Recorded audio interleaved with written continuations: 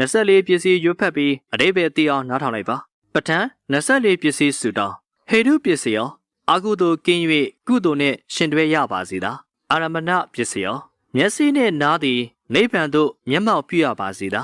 အတိပ္ပိပစ္စည်းရောယုံနှံနှစ်ပါးကိုစောင့်ရှောက်ထိန်းသိမ်းနိုင်ရပါစေသာအနန္တရပစ္စည်းရောများလာစွာသောကုသိုလ်တရားတွေကိုကိုယ်တိုင်ပြုကျင့်ရပါစေသာတမနန္တရပစ္စည်းရော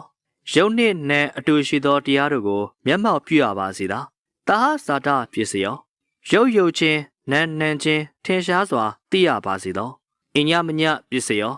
ယုံမနံတို့နံမယုတ်တို့ပြောင်းလဲ၍သိရပါစေသောနေတရပစ္စည်းရောယုံနံနှစ်ပါးတို့၏တရားကိုသိရပါစေသာဥပနေတရပစ္စည်းရောရတနာ၃ပါးကိုဥထိတ်ထားရပါစေသာပုယေဇာတပစ္စည်းရောရှေးကဖြစ်သောအကုသိုလ်ကိုပယ်၍ကုသိုလ်ကိုမျက်မှောက်ပြုရပါစေသာပစ္ဆာဇာတပစ္စည်းရောနောက်၌ဖြစ်သောအကုသိုလ်ကိုပယ်၍ကုသိုလ်ကိုမျက်မှောက်ပြုရပါစေသာအာတေဝနပစ္စည်းရော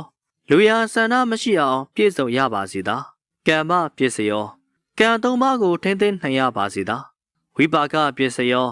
ဝိကျွေး၃တွေကိုပယ်ဖျက်ရပါစေသာအာဟာရပစ္စည်းရောလူရဆန္ဒကိုပြည့်စုံစွာထောက်ပံ့နိုင်ရပါစေသာအိန္ဒြိယပစ္စည်းရောယုံနာကိုထိမ့်သိမ်းတတ်သောပညာနှင့်ပြည့်စုံရပါစေသာ